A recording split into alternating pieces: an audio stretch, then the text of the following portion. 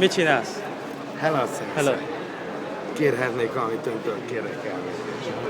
Én már öreg harcos vagyok, Zsolt. De apámba tartoztam én is. Csak egy percig. De már nem kell hozzá. Egy pillanat. Már nem kell hozzá.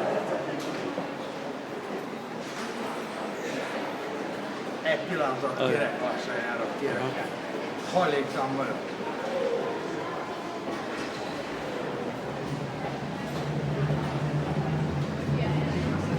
Tök jó.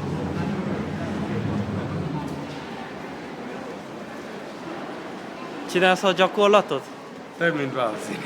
Aha.